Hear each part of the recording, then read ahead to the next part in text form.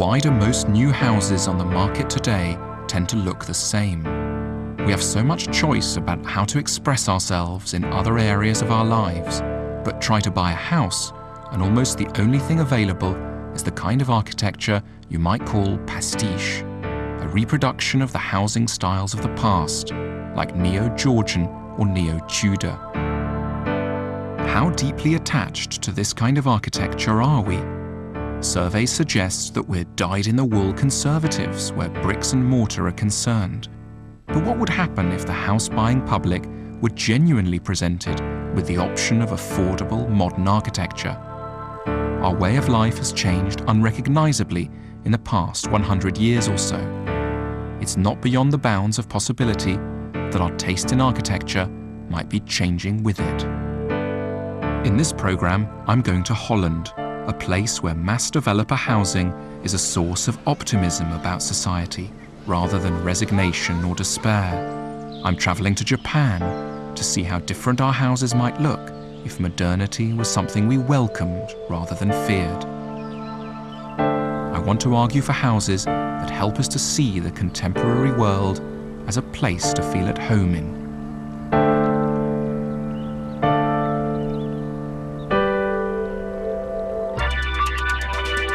Ravenswood is a development of around 1,200 new homes being built on the site of a former airfield in Ipswich, Suffolk. Why do the houses look the way they do? Keith Hadrell is the developer in charge. The sense of place, that's what we're trying to create all the time here. So this is a character area. As we go on, you will see other characters. Vistas are kept short, so there's always an element of surprise and delight. As you turn a corner, you see something different. Where is everyone? Well, today, a normal school day, of course. The guys are at work, the kids are at school. No doubt when we get round to the school, they'll be out at play. One group who certainly can't be blamed for the way most new housing developments look is architects. Like many volume house builders, Keith didn't use qualified architects to design the homes at Ravenswood. Who are the architects that you most admire for working today in Britain? I'm very parochial. I don't cast my eyes too far afield. My preferences are something like this, but I think it's crisp, clean, and well detailed. And I think if you look around, all the buildings are really. Again, very, very good sized double room. Definitely. Built-in wardrobes. Plenty of space in here, so that's always a good feature. Excellent. Very, very good. Okay, and I'll bring it on to the master bedroom. It's a good location because I need somewhere where I have easy access to the A12 and the A14. Fantastic. Okay. Developers say that the new estates look the way they do because it's what the public wants. But really, to know the public wants something, it has to have been given a choice. It's not good enough to produce relentlessly similar products, then defend yourself by saying that it's what people want. And the feature. The feature on the ceiling. Yeah, very nice. The unit. Karen and Steve Riley are relocating from Reading to Ipswich. Do you consider yourselves very traditional people, let's say in your job or your taste in cars, or would you consider yourselves quite modern? I would hope so, yes. But your house, you said you like it because it's traditional. Correct. So you like the rest of your life to be modern, but when it comes to a house, it's quite nice for it to be traditional. I like it to look like a house, yes. So what are we missing out on if we accept that almost all the new houses should look like versions of the old ones? Ken Shuttleworth is one of Britain's leading architects. He showed me around the home he's built for himself and his family, the Crescent House. I've seen this house in lots of pictures, but this is the first chance I get. This is a gallery space. I mean, you walk through here and you get this sort of feeling of what you're going to come into. It's a sort of unusual entrance with a big door. And you get crushed down as you come through and pop up into this big space. And as you come around here, then for the first time you see the garden. and the whole garden just comes right into the room because the glass wall just hits the grass, and what's great about it, just sort of hugs the garden, just pulls it into the room. Presumably you can be relatively private. There are all these sort of little islands where... Yeah, the idea is that you can, as a family, you can have the kids playing here on the PlayStation at the moment, or whatever the latest fad is. This is a sort of living area here where you can watch telly, sit around reading. There's the dining area, and then there's a sort of kitchen area at the back. So it all works. It's one big family room. So as a family, we can all be together, and the whole thing looks out at this incredible view.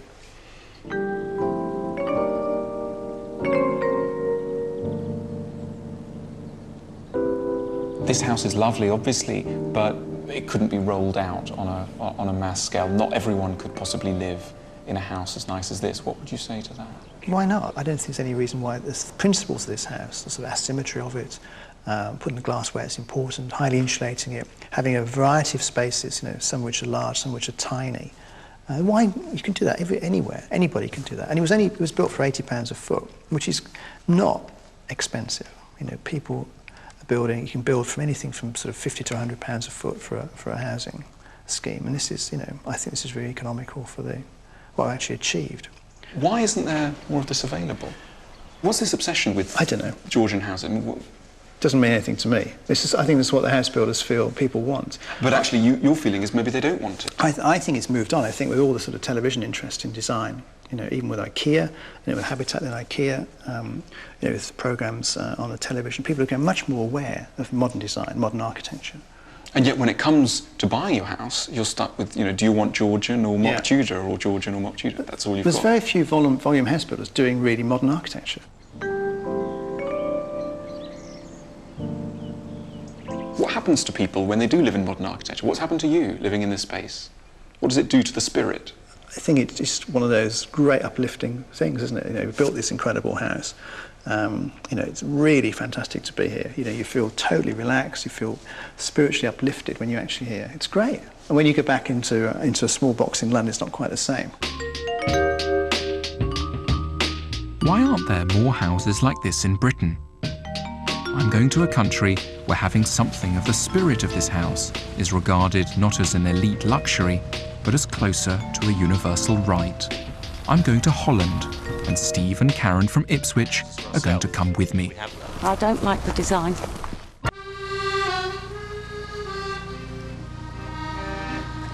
Eiberg is a man-made island which is rising out of the sea outside Amsterdam. This is mass developer housing, Dutch style. There's a mix of social housing and houses for sale. And there's an immediately striking difference from developments in Britain. Everyone here seems to want their houses to look modern.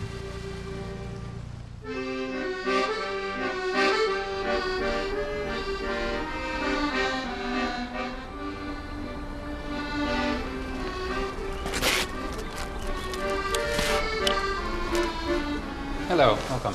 Thank you. Hello. Hello, Alain. What a fantastic house. Yes. This is not how I imagined Holland. No windmills or girls in clogs. No, totally not. This is a different kind of world. Yes. No historical things. Actually, only modern things.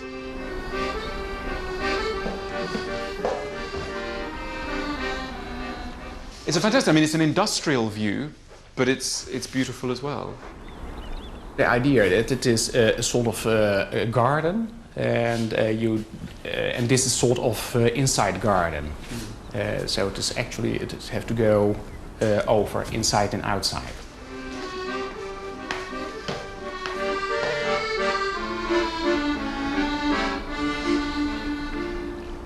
What's amazing here is this is the bedroom, so the most sort of intimate, cozy room, and yet the walls are covered in rubber that you would find maybe in an airport or whatever, and yet it works. It's a modern, cheap, basic material, and yet there's a wonderful feeling. It feels like a bedroom in a nice way.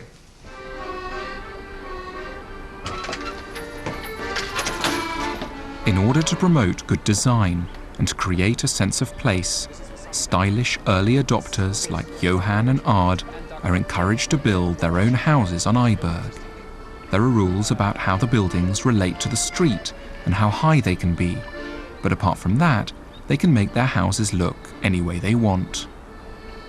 What I think is astonishing is how, even though everyone has freedom and can build more or less what they like, out of a plot of maybe 40 houses or something, there's really only one that has chosen to go down the more traditional route. Everyone else, there seems to be a general acceptance here of the modern world and modern architecture.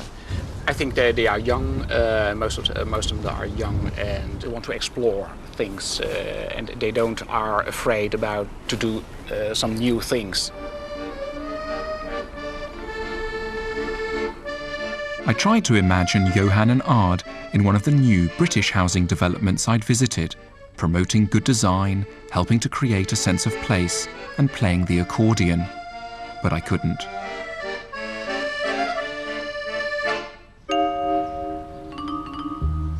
Ippenberg is a new development of subsidised social housing outside The Hague, aimed at first-time buyers and young families.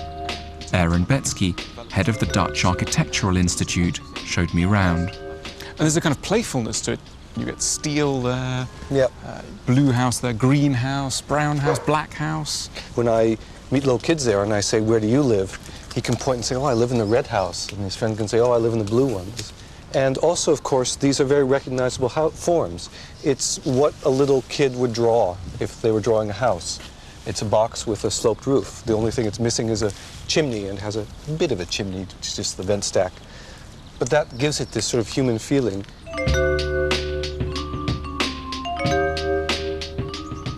Why do you think the Dutch are so good at, as it were, accepting the best of modern architecture in a way that other countries are not? Well, there's various reasons. First of all, this whole country is invented. Where we're standing now was a swamp not all that long ago, and now it's a village. And so there's a sense that everything is artificial. Everything is made by human beings. And so you're always inventing something new. You're always remaking, renewing the very land itself. And the new's not frightening. Exactly. The new is not frightening. In fact, it's what keeps you going.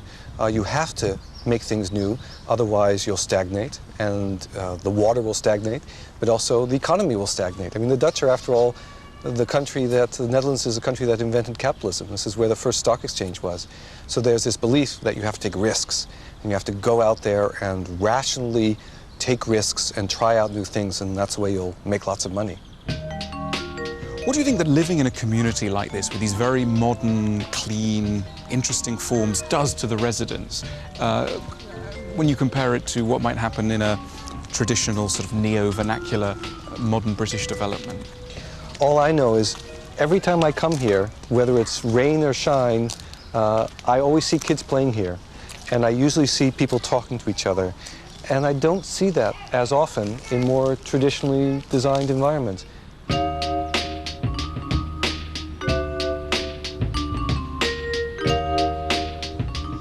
Coming from a development in Britain, I feel rather sad that we can't do anything as good as this.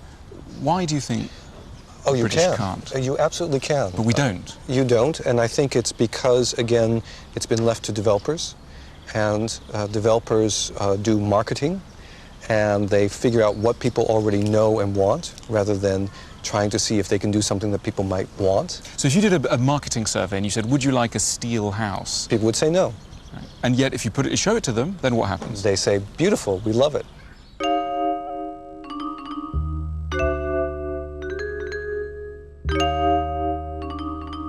In 1924, in a quiet suburb of the Dutch city of Utrecht, the architect Gerrit Rietveld built a house for a slightly batty Bohemian widow called Truus Schröder.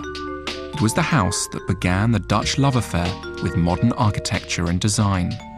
Until then, Dutch bourgeois taste had gravitated towards the same stuffy and ornate Edwardian villas favoured by their British counterparts.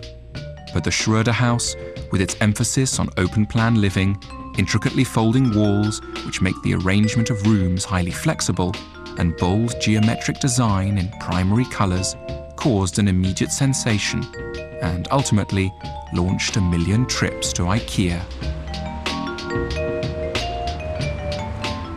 In case we despair about what might be needed to change people's taste, the Schröder house is an inspiring example The lessons it teaches us about open-plan living, about simplicity, about technology, have filtered right through to the way we all live today. A single house could change the way we all live. It's amazing how much variety there is in ordinary family housing in Holland. My favourites are to be found in the new suburb of Vijfhuizen. From a distance, they look quite traditional, but the roofs are made of ribbed steel plating, while the walls are a mixture of steel panels and grooved wood. What I like about these buildings is that they're true to their past. They remember the past, they remember traditional Dutch housing, and yet they're also very much in tune with their era. They're not pretending that they are buildings of 100 years ago. They're very much rooted in the present day. And I think that's an ideal that the Dutch have captured much better than the British.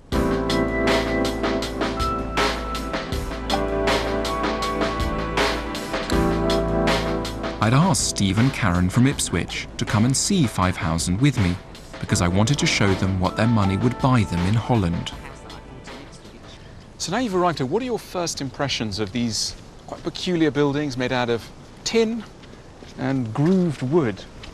It actually reminds me of a warehouse. A warehouse? An industrial area. An industrial area.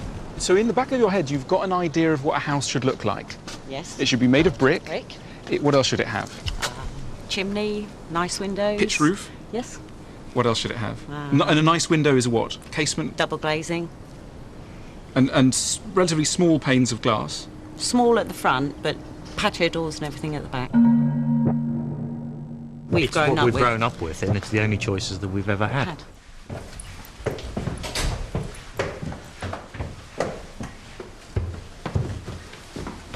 What we like most is the big windows, the light that's coming in. Yes. Very spacious as well. Yeah, very spacious. Very nice. Thank you. Yes, very nice inside. Very small kitchen.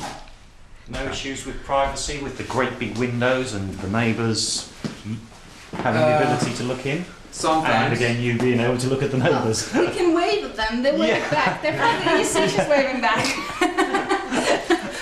But from the outside it looks very modern, and then when you actually get inside, it's quite traditional. You have the upstairs with the bedrooms, the first floor with the we live on the lounge. first floor, that's not traditional. Did you imagine it would be like a factory inside? Yes. Yes. The space that you have here is phenomenal, and it's so deceptive from the outside. Honest truth, from the outside, when we pulled up, no. I can quite honestly say I didn't like the outside of it. But inside's gorgeous, beautiful. Yeah. But I do like a closed-in kitchen, not open plan. Yeah, okay. Do you think you could grow to love the outside? Don't know. It may grow on me. Bearing in mind, I wasn't expecting to see this today.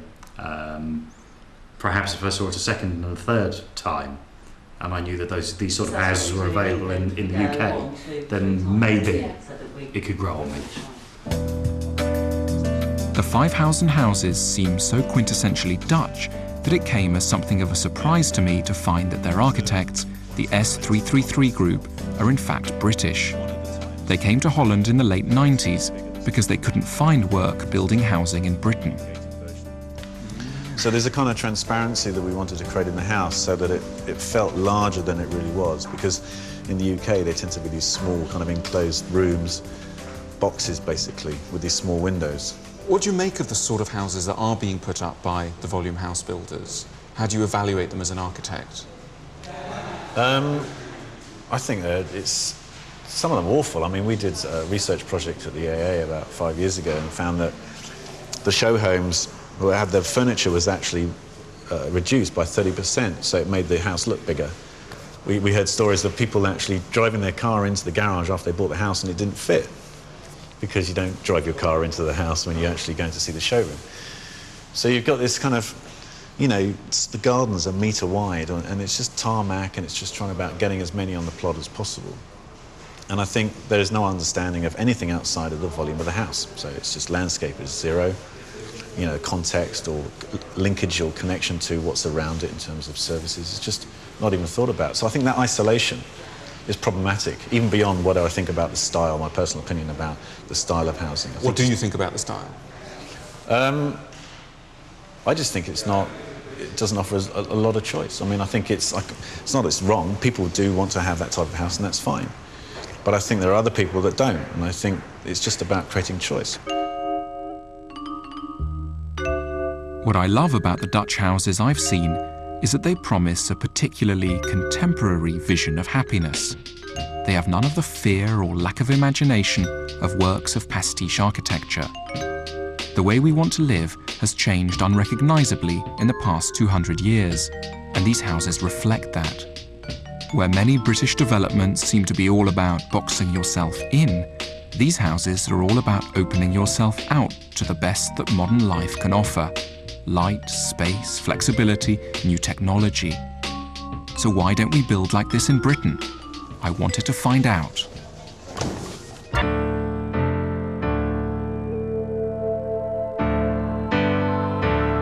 I'd met Keith Hadrell at Ravenswood, the housing development in Ipswich he's in charge of, and I'd noticed his nervousness about building modern-looking houses. I had been involved in the 60s in architecture, and a lot of the buildings that we put up then we're now pulling down. I didn't want to get involved in anything like that. So for you, modern architecture meant 60s trauma? Yeah. Didn't want any of that. Didn't want that at all. It's been my argument that property developers like Keith aren't to be blamed for wanting to turn in a profit. The problem is that they often assume that there's an incompatibility between building good modern architecture and making money. So I wondered what Keith would make of the houses I'd seen in Holland. As Britain searches for a way to bring its housing stock into the modern age, it seems to us to be a sort of way, one model, one possibility for how you might build something that's at once sympathetic to people's desires. It's very much a recognisable, it's enormously flexible in terms of its interior space. You've got a large gallery there, so it's a very flexible shape. You can also have additions in the roof if you want to cover that up. You can get a sort of, whatever. I can imagine, yeah. Do you think something like this could be built at Ravenswood? I don't see why not. I don't see why not at all. No, but I mean genuinely. Would you build a few? I'll have a word with Ipswich Borough and see what they have to say. Because I think what inspired me about Holland was, I saw an example there. There's a country where they've got architects right in from the beginning, and they get them involved, and they're not expensive, and they produce, good work-a-day, but I think very elegantly tooled designs. I'm prepared to give it a go. I'd like to meet them, look at their costings, and yeah, I think it's quite exciting. Keith is still keen to build more modern houses at Ravenswood. Ipswich Borough Council will make their decision in the summer.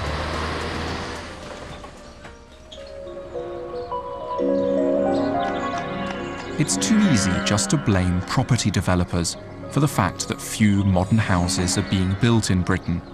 If we're honest, their nervousness reflects a wider fear, ours. The village of Ling in Norfolk seems a placid place, but for the past few years it's been convulsed by an acrimonious dispute, which the local press has dubbed the Battle of Balaclava. Local resident Peter Reynolds wants to build a modern house here on the site of his old pottery shed.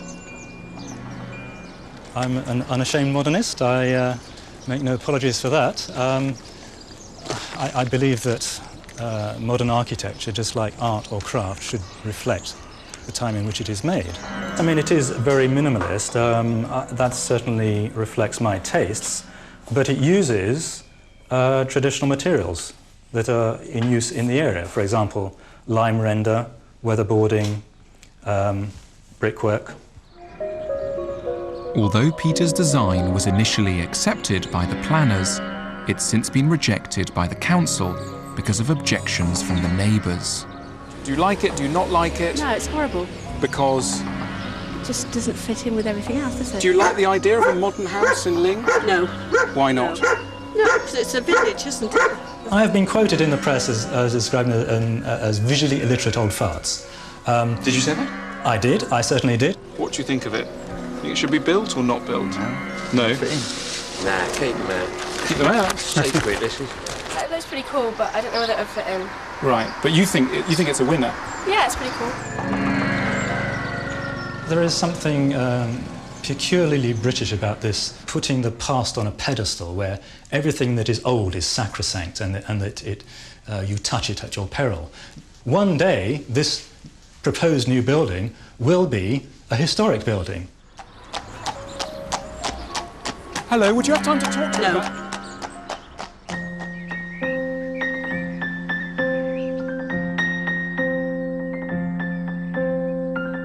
It's understandable to want to preserve the historic character of our towns and villages.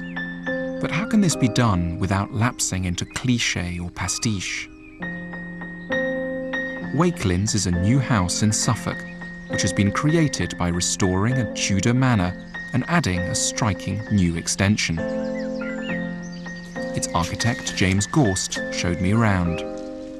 Why did you make it so deliberately new? What was the idea? We were very, the philosophy behind this, we set out we thought about it a lot at the beginning, and we wanted it to be very, very evident, very clear throughout. We wanted the difference between the old and the new to be very clear. And that's such an opposite, isn't it, of what normally happens, which is people get something old, they want to add something, and they immediately try and make the new look old. Yes. But there's no conflict. You can be respectful of the past and totally honour your own era. Yes, two can coexist. So we're walking now from the ancient bit of the house, skipping a few centuries and entering the modern world. Yes, and we sort of, architecturally, we mark that transition by lowering the floor, so we have a much higher ceiling height, we have different quality of light. The material of the floor material goes from oak to Portland stone. So all of these things point out that change. Right. Absolutely. Are you surprised by how conservative the public is still about housing? That there's still such a sort of ingrained suspicion that somehow modern is going to be frightening and bad and grey. It is a drag. It's a problem. But I think there was such a loss of faith in the 60s and the 70s with modernism as it existed in mass public housing, and I think it's taken, or is taking the public, a long time to get over those very crude early days of system-built modern architecture.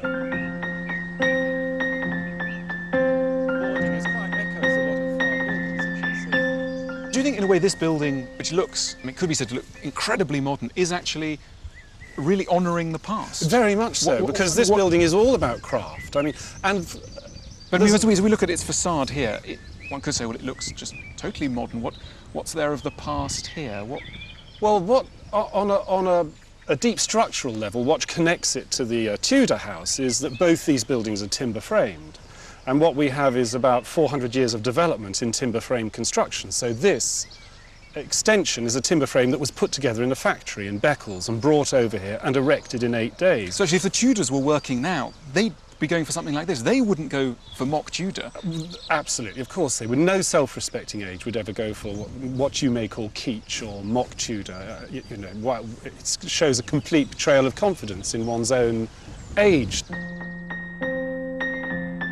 Making a building that's in keeping with its surroundings is more subtle than just trying to copy the old buildings round about. A true homage rarely looks exactly like one. But that's a message which still often escapes the planning system. Henning Stummel lives in a Georgian terraced house in central London. Henning, you're living in a lovely Georgian house, but there are some problems in Georgian houses. Yeah, obviously in Georgian times they didn't have any toilets. When we bought this house, we had the top room, square room was taken over by a toilet, which was a relatively big toilet considering the size of the house, and everybody had to just lumber all the way up and all the way down, and it just seemed inappropriate. And what we were looking at is to try and restore the Georgian plan and then have the toilets almost like a sort of add-on pod, you know, the way you upgrade a computer. You plug in something in the back and it becomes a more powerful or adapted tool. And that's essentially what we looked at doing in this. You fitted project. a toilet. Can we take a look? Of course you can. Come with you into the toilet? Yes, it's on 3 floors. It's a rectangular volume. And wow, what a fantastic toilet. Do you sometimes sit here for hours? Yes. Not hours, but... Well, actually, my wife would say I do. Modest and elegant as it may seem, Henning's toilet extension is the result of a bitter 2-year struggle with the local council, who wanted him to build a pastiche Georgian extension instead. So this is the bathroom. Next floor. Being in the bathtub is an almost religious experience. Because you get the light coming in.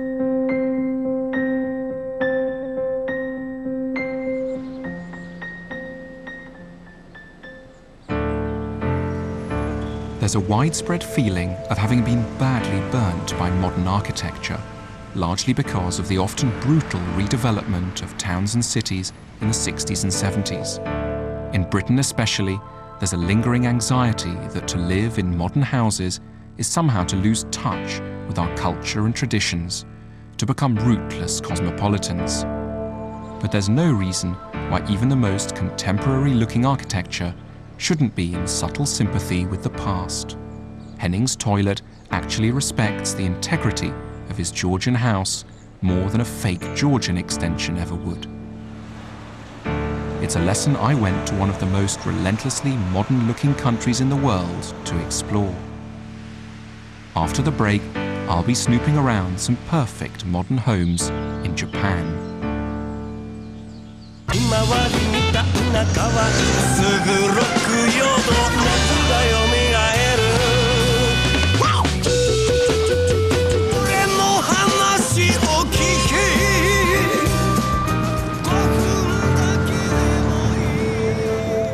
Arriving in Tokyo at night and heading downtown is one of the world's more bewildering architectural experiences.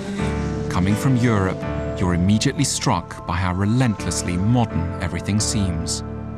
In Britain, we tend to find this kind of landscape rather frightening. We've tended, particularly in our houses, to retreat from such a vision of full-on modernity into what I've been calling a pastiche version of our rural past. I've come to Japan to experience a very different approach.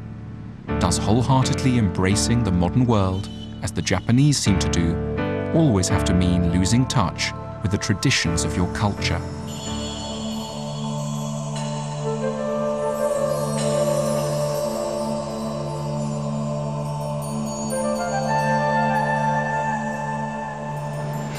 The dilemma facing Japanese architects is actually one that all architects face nowadays all over the world, and it's really this. How do you put up a building that avoids being bland and universal, and at the same time isn't going to be kitsch or an attempt to suggest that the modern world just never happened? How do you avoid the dichotomy between, on the one hand, a kind of global colourlessness, and on the other, a sort of Disney World pastiche?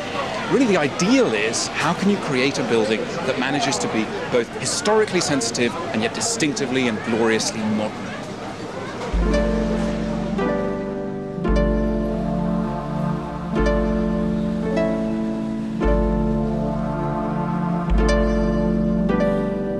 At first glance, Tokyo doesn't look very promising. The buildings are mostly anonymous and international, as if they could be in Frankfurt or Detroit. It's hard to see what's particularly Japanese about much Japanese architecture anymore. To get an idea of what Japanese architecture used to look like, you have to get out of Tokyo.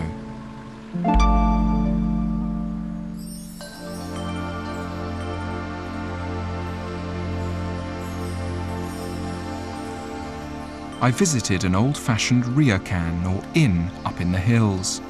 Surrounded by bamboo forests and a moss garden, it's the kind of place where the Japanese have come to unwind for centuries.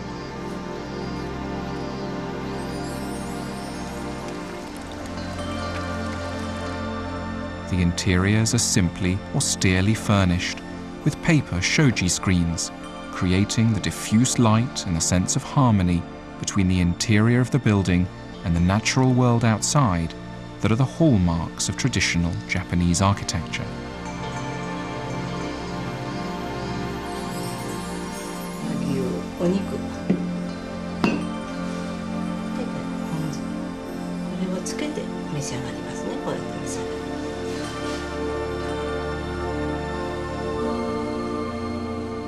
What's astonishing is the precision in everything.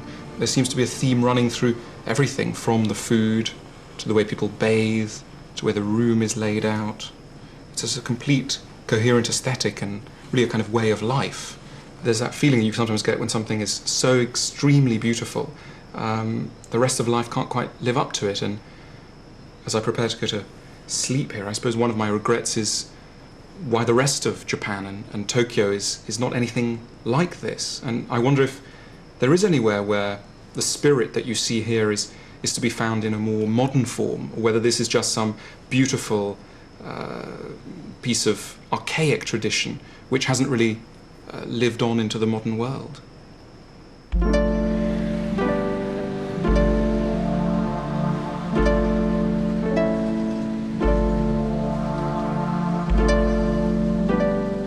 The plastic house was built in 2002 on a typically cramped urban Tokyo plot by the architect Kengo Kuma for Roland Kirishima and his family. Hello. Hi, Roland. Yokoso. Nice to meet you. Nice to meet you. Come on in. Wow, so you just drive straight in? Yeah. Very convenient place to park. So this is called a plastic house? Yes. How did you decide to build a house out of plastic? Well, our first plan was to actually build a whole structure with plastic, you know, even the sidewalls, and like a Lego house, you know, but unfortunately the law didn't allow us to, you know, build it throughout the whole thing without the, using any, how do you call it, pillars. So we ended up, you know, using it in the facade, on the front facade and the back facade. Roland is a fashion photographer and as modern a person as you're ever likely to meet. But his house has a simplicity and a translucent monochrome purity you might associate with a traditional Japanese religious building.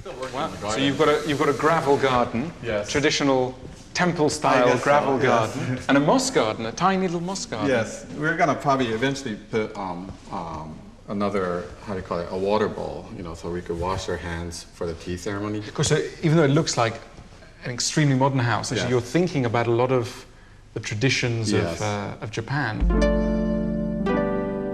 In the West, we tend to think of this kind of Zen minimalism as a luxurious style option, the set dressing of choice for Prada stores and boutique hotels.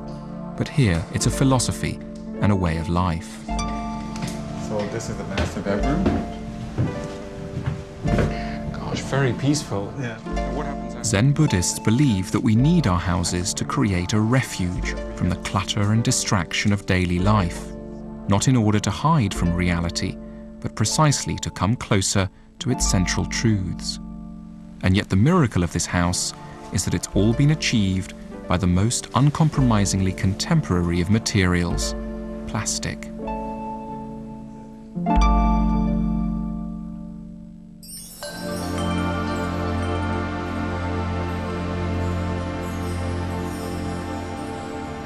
The Lunchbox House is home to Noriyuki Shibata, a television sports producer, his wife and their children. Mr. Shibata wanted his house to reflect the centrality in his life of two great Japanese loves, food and lying for hours on end in a hot bath. The entire top floor of the house is given over to a space where Shibata-san can luxuriate in a bath open to the elements.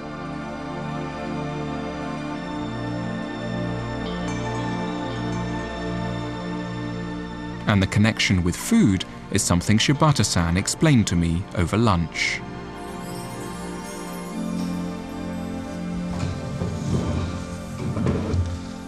This is my house.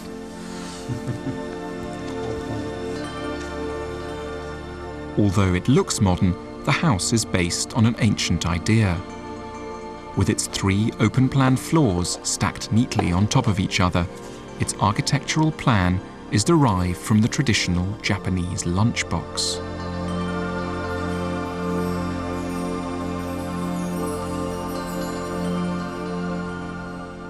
Many of Japan's houses are marked by extremely simple furnishings, reflecting a long-standing pull in Japanese aesthetics towards austerity and emptiness. In pre-modern Japan during the Momoyama and Edo periods, even the great lords and wealthy merchants would often leave behind their castles and mansions and head to a simple hut in the hills in obedience to the Zen Buddhist command that spiritual enlightenment could only come through a life entirely without embellishment.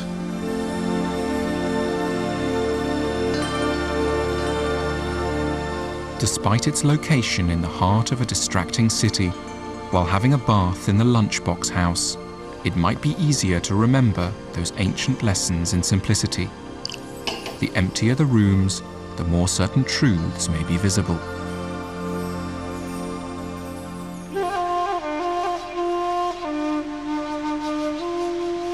In the foothills of Mount Yatsugatake, in a virgin forest of larch, stands the Kiyosato Gallery House.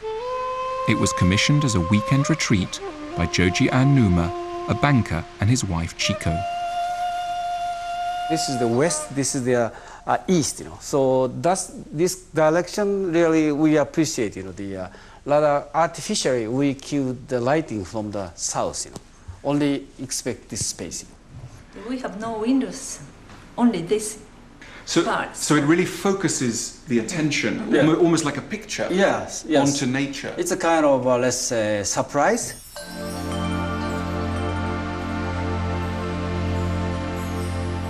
In Japanese aesthetics, there's a subtle appreciation of the mutually enriching relationship that a building sets up between the natural and the man-made world. The architect of this house, Satoshi Okada, meditated for a whole day on the spot where the house was to be built, until its ship-like shape came to him, and the result is a true dialogue where the nature frames the building and the building frames the nature that surrounds it. The river is very close to our life. We wash the clothes, we wash dishes in the river, and we want to live close to the river. But nowadays you don't wash your clothes or dishes. You've got a washing machine upstairs. Just enjoy the sound of the You river. just get the best of the old, but actually you put everything in the dishwasher. That sounds like a perfect balance. Many of Japan's modern houses may not at first glance look particularly Japanese, but scratch below the surface and they are actually articulating and rehearsing many of the traditional themes of Japanese architecture. Though these houses may be built of modern materials, concrete and steel, glass or even plastic, they can be seen to be alive to some of Japan's traditional understanding not just of beauty, but also ultimately of happiness.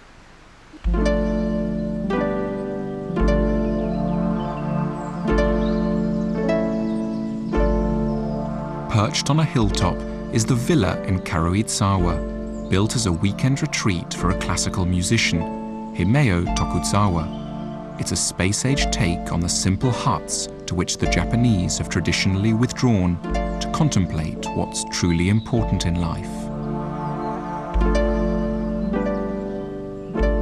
Alain. そして、こちら側どうぞ。 Although the location of the villa is unusually spectacular, in its construction, it's just a simple, inexpensive, prefabricated polygon made of fiberglass reinforced plastic. And yet, for Himeo, and for me, it's a statement of a perfect, achievable kind of happiness.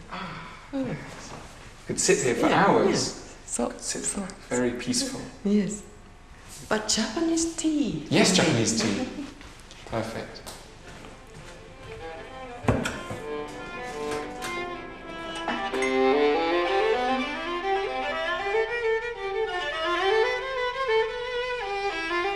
I think the lesson of modern Japanese houses is that they're happy to be part of the modern world and to use contemporary materials and technology, but they also respond to the best aspects of their ancestry.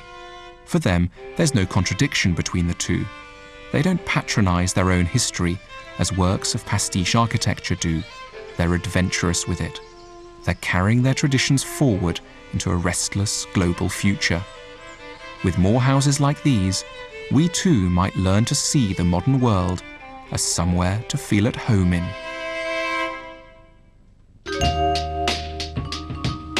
So what is the perfect home? It responds to its environment, both geographic and cultural. A 21st century housing market that only offers houses that look like 18th century cottages is ultimately as bizarre and unhelpful as a modern clothes shop selling only top hats. The way we live is very different now.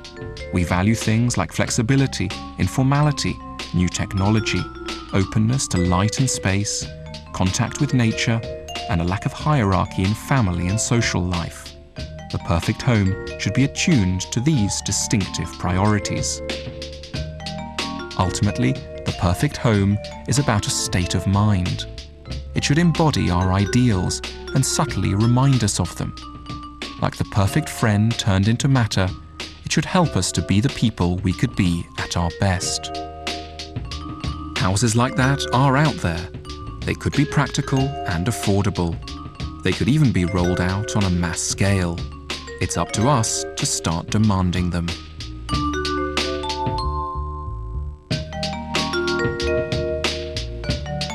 Next tonight, revising for O-levels and singing opera to your parents. That'll teach 'em.